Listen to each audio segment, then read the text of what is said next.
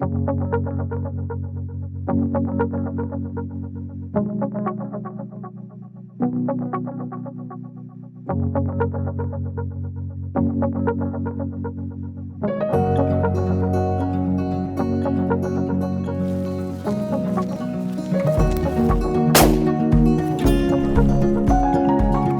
a wonderful French partridge here.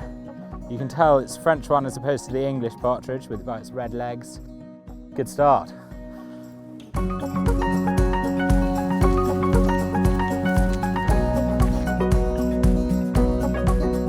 This is a wild bird seed mix and a great example of exactly how beneficial shooting is for the entire environment, because we want to encourage partridges and pheasants to breed here and live here so we can have a sustainable harvest of meat. We plant this and this provides incredible cover.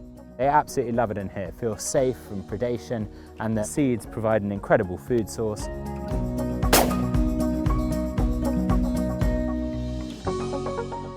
Because you don't have to be traditional with game, you can do all sorts of things from Mexican style dishes, Japanese style dishes, anything, and it responds really well to different techniques.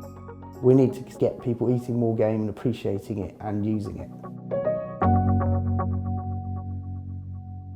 We went out this morning, got these lovely birds, so we're going to go with breasts for this dish, which is the blowtorched pheasant. And that sounds absolutely delicious.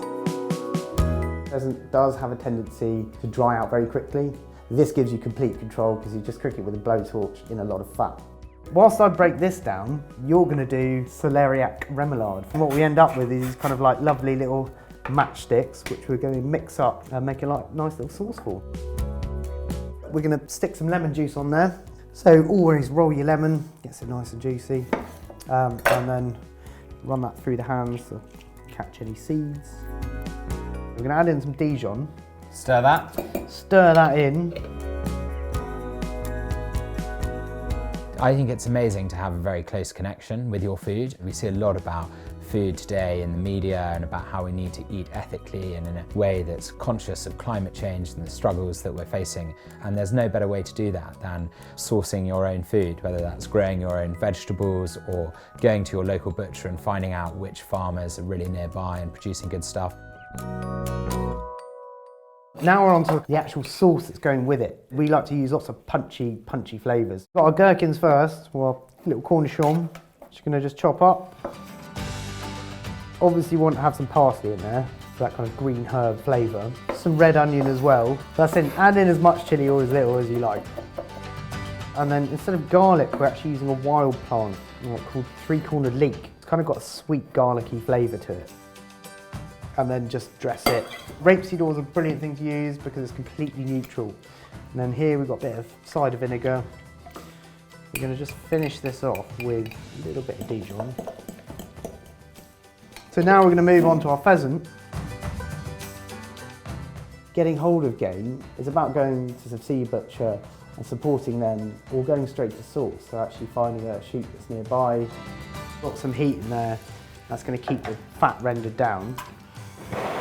Move it around a little bit, but this is where we get our element of control. We're literally just brown off the edges. Farmers, gamekeepers, shoots, they all kind of work together, kind of really being able to try and make the most of something that's coming out of that. It is also a really healthy, good source of protein, and there is obviously quite an abundance of it, and we need to be using a lot more of it. There's good. We're going to leave that just to rest in the pan while we then plate up the rest of it.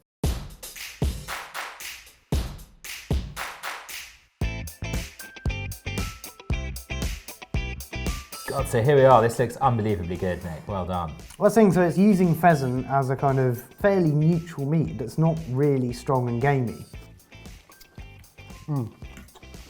That is so good. The chilli is exceptional with the creaminess of the celeriac. From field to plate in 2 hours. Unbelievable.